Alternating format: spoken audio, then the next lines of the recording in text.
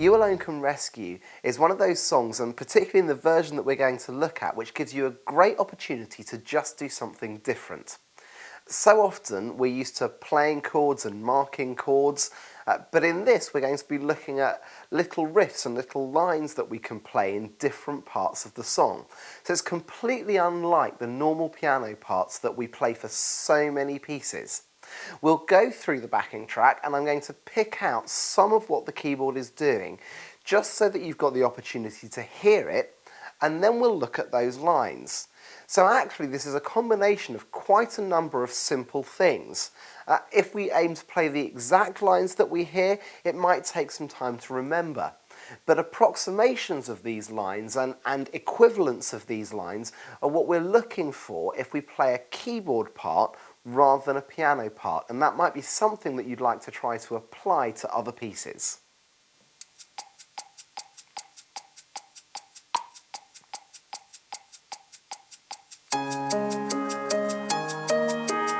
It's a very piano-driven introduction.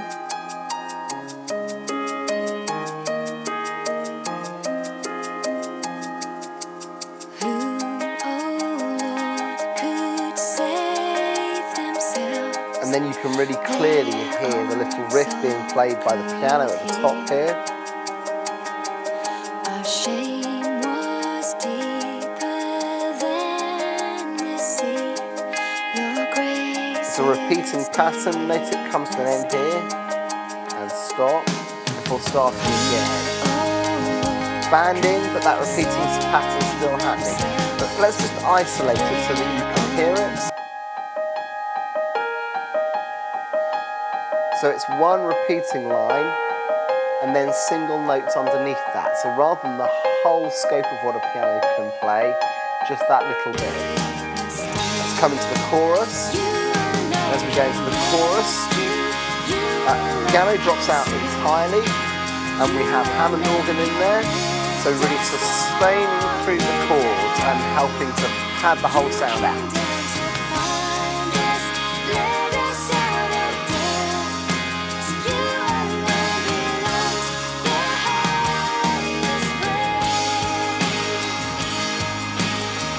Now coming into verse 2, we've got our piano riff again. So here we go, this is still here. But there's another part as well, which we'll look at later, which is just octaves in here. So same kind of notes, but largely on the same note here, which is an A flat, and then just the occasional G as well. And that all fits together. Now we build into the next chorus, and once again the piano drops out and we're left with Hammond organ as well as the guitars in there, giving us a nice thick sound for this, but highlighting that it's not necessary always to have a piano involved.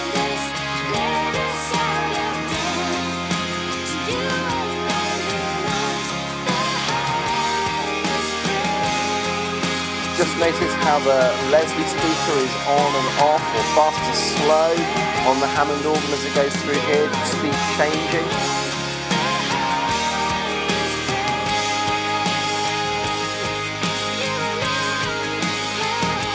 And then the Hammond organ continues as we come into the bridge, but there's also a part, if you listen to the piano, with an octave melody into it. So you might just hear those notes over the top. There it comes, one, and over the top here. Now as this bridge repeats, I'm just going to highlight that piano part so you can hear what's going on. We come back into the bridge and repeat. And here's what's going on. Just an octave melody. A very delay, echoey sound going on here. And that just fits into everything else.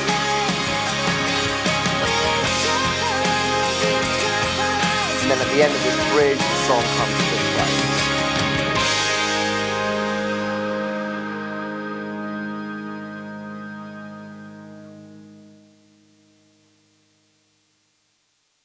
Let's begin with the introduction. And we've got two lines which roughly mirror each other just on different notes happening for most of this. So let's look at the left hand first. We start on a D flat. Here we're in the key of A flat major. So this is our chord 4, and we've got D flat, and then we use A flat and up to the next D flat, and we just go backwards and forwards between those. So D flat, A flat, D flat, back down to the A flat. Then we go up and we play the same pattern on an E flat, so E flats and B flats.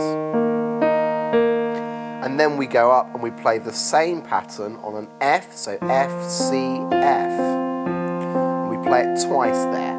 So on the D flat once, E flat once, and then F twice. Same thing again.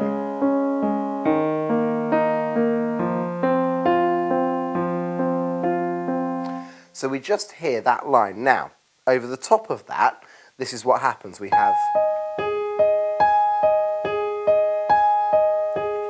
So the same thing happening 3 times. It's just A flat, E flat, and then down to A flat, back up to the E flat. So you hear this.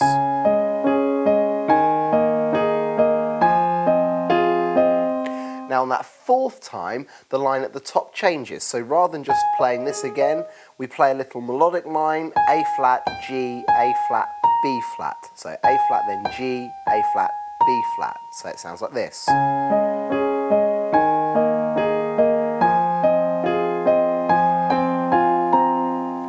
And we just need to keep that going. Now, one of the things that you might find tricky is just getting the fingers right at the top.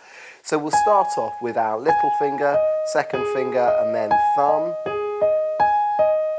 But once we get back up to the top and we want to play that little melody, it's easier to use your 4th finger, your ring finger here, down to the middle finger, and then the little finger, rather than just relying on your little finger, because otherwise you'll end up having to move that, and it won't be as smooth as we want.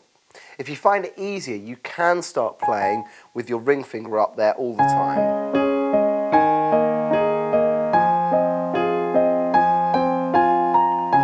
And it repeats. And then we just stop there. So rather than repeating the F chord the second time, it fades out. So here's the line again.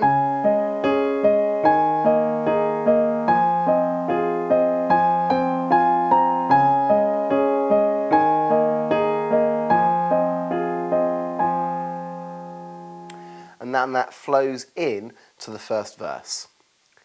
So let's have a look at the riff that's used over verses 1 and 2 at the beginning here. And it's another repeating line. And as I've said, there are no chords that you're playing underneath this. What we've just played is the most piano-like thing with both hands that we're going to play. We do use both hands here, but it's concentrated in one area of the keyboard. So we're sticking in the same kind of place with our right hand, and we're just looking at 3 notes, A flat, G, and E flat. And we're just going to follow those through and just play a repeating pattern. And just this rhythm is just going to repeat the whole time. And that's all we play with our right hand. Now I would use little finger, ring finger, and index finger. If you find that difficult, you can try swapping fingers, but sometimes the thumb is a bit cumbersome to put on too many black notes. So it's good practice to try and use that little finger and ring finger. If they need strengthening, it's just a case of practicing, and practicing slowly and trying to be really precise. This kind of repeating pattern does need some precision, otherwise it can get very messy very quickly. Now underneath that, we've got a line that's played just the octave below. So we start on A flat, then we go to D flat, C, D flat, and then B flat, C, B flat, C, D flat, C, D flat, B flat, and then A flat twice to finish. So that line fits together. So let's just run through those notes again. So the repeating pattern always over the top, and it's A flat, and this comes on Who, O Lord. So Who, O Lord, could save themselves is D flat, and then themselves, C. Their own heart or their own soul could heal, goes back up to the D flat, then down to the B flat. Then we move C, B flat, C, D flat, C, D flat, B flat, A flat, and repeat. Okay, let's just play that one more time, see if you can follow through. So A flat, D flat, C, D flat, B flat, then the quicker bit, C, B flat, C, D flat, C, D flat, B flat, A flat, and again where we stop. And we have that stop, and then we continue and play the same thing another time. Now if you haven't fully got that, do just run your player back and run through it as many times as you need to be able to get those two lines together. Once you've got them, you will need to play them with the sustain pedal so that they're absolutely as smooth as they can be. And as I say, the rhythm wants to be nice and precise. See, we've just got this, that little figure happening, and it must be in time. So that in time with the notes moving crisply underneath, and that gives you the pattern that we play through all of the first two verses. Once we've got those riffs for the verse right, we can look at the chorus. And here we need to switch to a Hammond organ either on a separate keyboard or change the sound on your keyboard if you're able to do that quickly. Otherwise it might be a choice of deciding, do you do the piano riffs or do you play the Hammond organ? That the piano riffs are going to add a bit of edginess, the Hammond organ is going to be much better in terms of padding the whole sound out. So we'll look at the chorus, and here we do need to know what the chords are, because although we don't play the full chord, we need to play notes from within the chord. So You Alone Can Rescue, it's the chords D flat, E flat, You Alone Can Save, and up to F minor. And then repeat, You Alone Can Lift Us From the Grave, D flat, E flat, and then F minor. You Came Down to Find Us, D flat, Led Us Out of Death, E flat, F minor, and we keep going. To You Alone Belongs, D flat, E flat, the highest praise. And when we land on praise, we go to our A flat, our one chord here. But we're going to play a very simple line. So You Alone Can Rescue, we'll just play our D flat chord here, so we can do it in two places. Either we play D flat and F, You Alone Can Rescue, then going up E flat and G, and then F and A flat. Or for a bit of variety, we can play that the next step up, so just playing other notes in the chords. So there we play F and A flat on our D flat chord, G and B flat on the E flat chord, and then A flat and C on the F minor chord. Now the advantage of that way of doing it is that whether it's an A flat chord or an F minor at the end, you can still play the same shape. And just varying the rotor speed.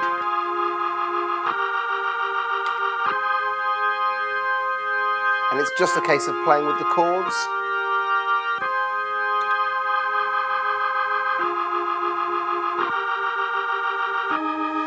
And you might want to end up on a more open sound for the last chord. So A flat and E flat would give you a much more open sound at the end. Really, that's all there is to the Hammond organ part for the chorus. If you want to build it further, you can just play bigger chords. So D flat, E flat, A flat, D flat, E flat, A flat. Doesn't matter really if you play this shape or this shape, A flat and F minor. Once you change the bass note, you have largely the same thing. So with the bass note here.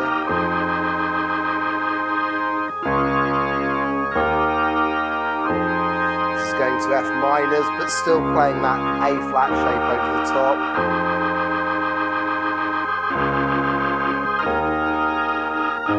Then opening up the sound just at the end. so that you're not giving too much. You can always then drop out if you want to. And certainly after the first chorus here, dropping out on the Hammond organ is not a bad idea. Well, let's have a look at what the piano then does in verse 2. We said as we were listening to it earlier that generally what the piano is doing is things centered on an A flat and just using some octaves. We'll have a listen to it just so that we can refresh our memory and you can hear it again. It's a long time ago that we've heard it, and then we can go through it. So here is that line. This line will work if you had two people playing with the other line as well that we learnt for the first verse. In fact, in this version, both are there. And as you can hear, it's just A flats, and then as it comes towards the chord 5s, the E flats, just building up to it. So just going down to a G, and it's all octaves. So up on here, A flat,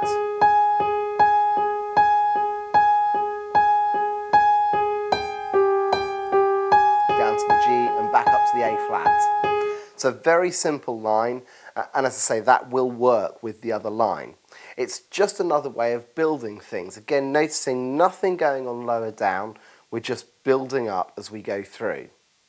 Now the next line that we're going to look at is in the bridge section.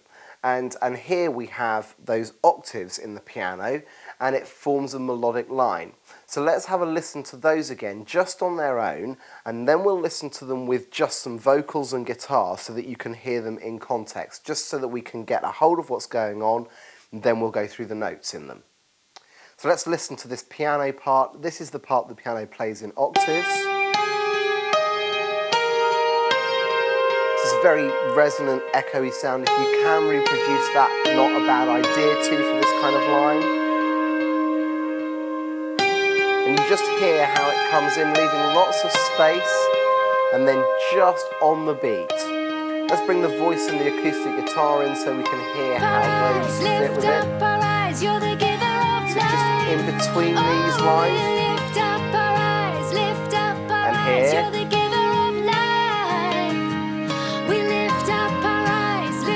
Then coming in here again, and then we'll hear the last line here.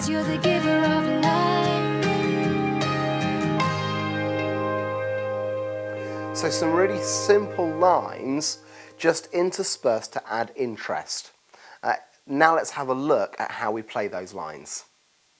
Well, let's have a look at those lines that we play in octaves, and you have the words, we lift up our eyes, and then it's as we're going into you're the giver of life. So 1, 2, 3, 4, 1, 2, 3, 4. We lift up our eyes here, lift up our eyes, then the next line.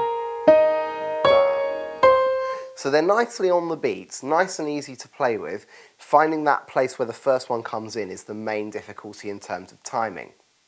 Now the notes, let's look at each of the 4. There are 4 little patterns that we play and we join those together and then we repeat the 4. So the first one starts on a G, and it's G, A flat, top E flat, then B flat and C.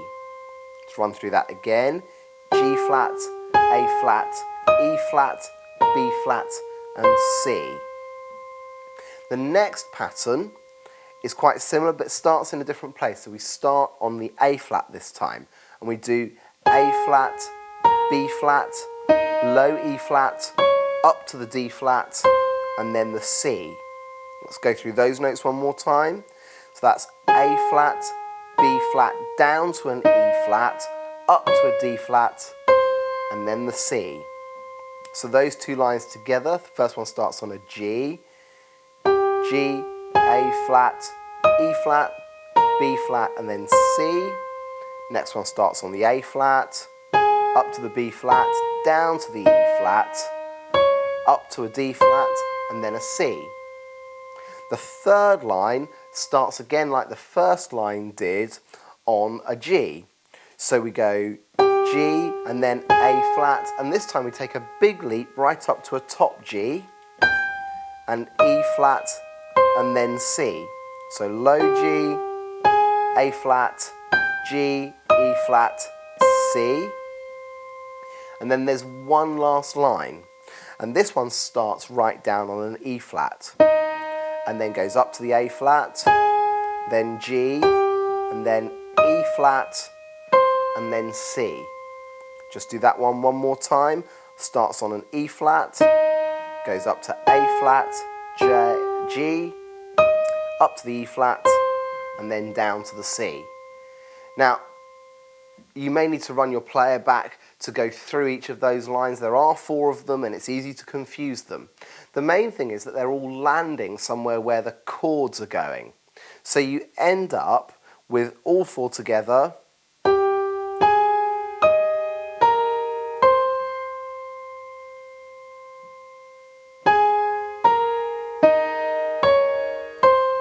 Third line starts on a G again. This is the one that jumps up high. And then the last one starting on an E flat. And then those repeat.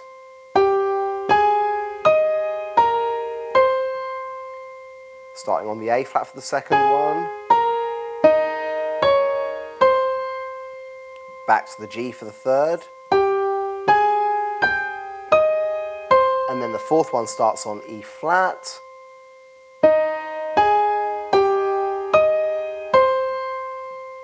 So you join those lines together. Now, clearly, just learning them by rote is the easiest way to come up with an effective part, but on the spur of the moment, you might be looking to come up with these. The main thing is landing in the right place. So if you land on the right note at the end of them, some of what you do within these parts could be a bit variable. The effect is there, whether or not you play exactly these notes, as long as you play notes which fit with the chords. The final thing we're going to do is have a look at the Hammond organ parts that we have at the end, and then I'm going to suggest that it is possible with some practice to play the Hammond organ part and those octaves that we've looked at on the piano together. So the Hammond organ again just traces the chords. We lift up our eyes, you're the giver of life. We're using just a couple of chords here. First time round, we lift up our eyes, is an A flat, and then you're the giver of life, D flat. Back to the same thing, A flat, onto a D flat chord. Now next time round, rather than the A flat, we have an F minor. But you can just play the same shape, because you can hear if I play the bass note, that it still fits. So if you want to try to play both parts together, then just simply swapping between this A flat there, so A flat, C, and E flat, and the D flat, A flat, D flat, and F, is probably by far the safest way of doing it. If you're not going to try and play the octaves at the same time, you can be a bit more creative. So you can start off a bit lower on the Hammond organ. We lift up our eyes. You're the giver of life. Lift up our eyes. So we have the melody there. And you can go higher at this point.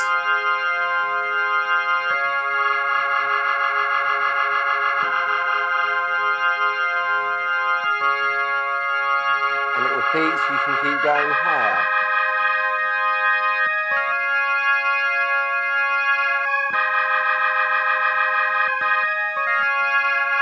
Just using the same chords. Here's the F minor. Flicking off notes.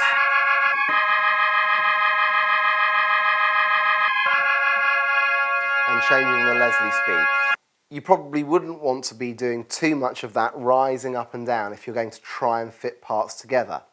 One of the things to be aware of if you're trying to play Hammond organ and piano at the same time is that you need to keep the Hammond organ sustained with your fingers, not rely on a pedal.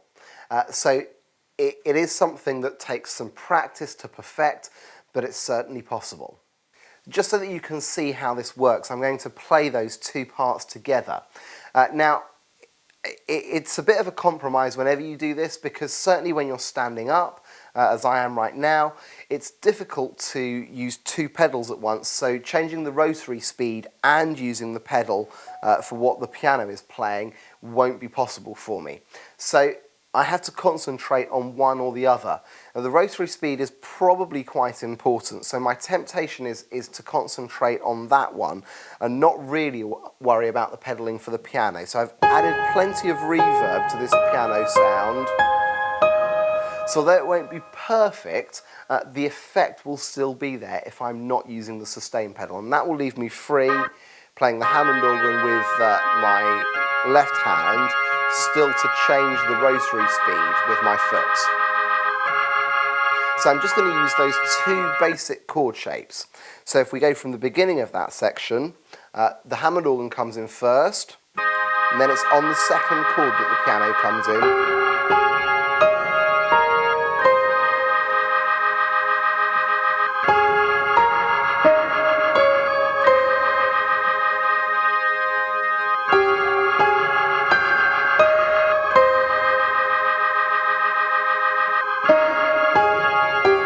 Then it repeats.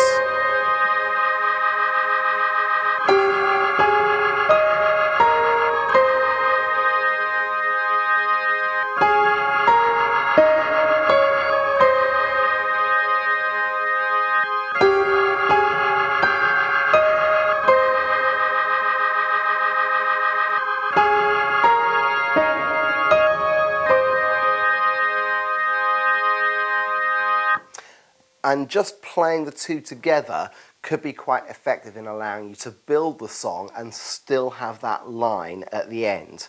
Now, it is hard work. It's not easy to be able to do the two things at the same time. The temptation with your pedaling is always to pedal as if you were playing piano rather than to change the rotary speed, and that's something that you may have to work at. Similarly, just doing different things with your hands than you're used to and having them in different places, it could be quite a complex step. So if you're going to try this out, either in rehearsal with your band or certainly if you're going to try it in a service, make sure that you've practiced it thoroughly first and that you know it can work. Don't just try and fly by the seat of your pants with this one, because you could come unstuck on both parts at the same time, and that really wouldn't be very good. So practice is essential if you're going to try this kind of thing, but in the right setting, it can be extremely effective. Well, let's play through putting those elements together so that we can see how the whole song works and how interweaving the different riffs and licks that we've got with the Hammond organ part can really work for live playing. So the introduction, piano based.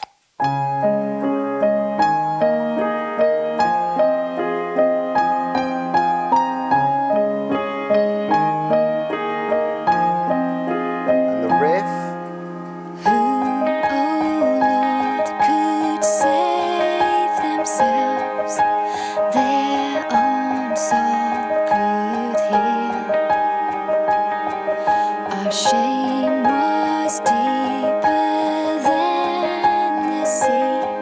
Your grace is deepest. The riff stops and starts again. D flat at the bottom, to the C, D flat, B flat. More movement here, C, B flat, C.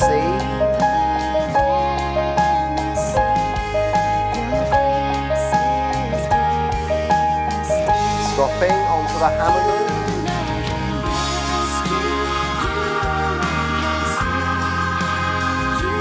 Just very simple two-note chords.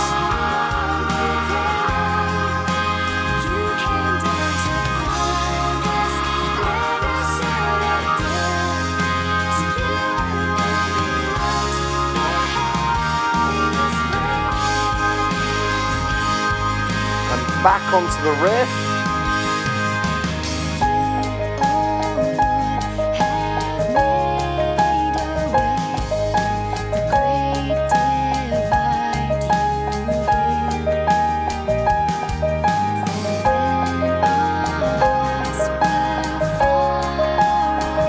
Here you can just do the A flat octaves, Hammond organ for the chorus.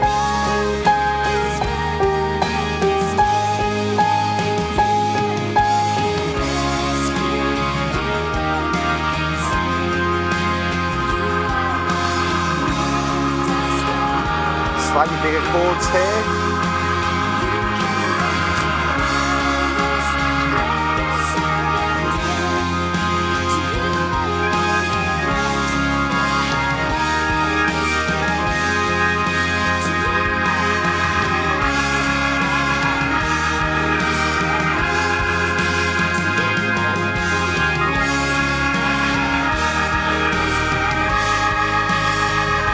Play the Hammond through this, and then if you're going to choose one part to play as you go on, I would bring the level of the Hammond down so that you can go for the piano.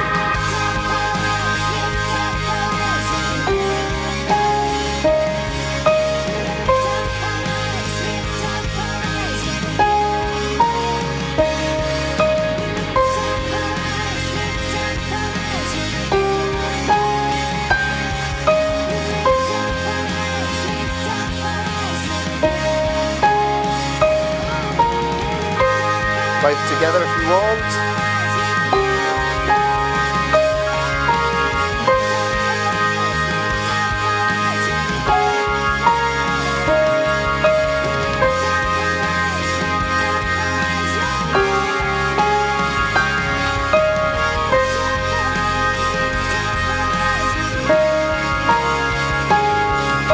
And finish.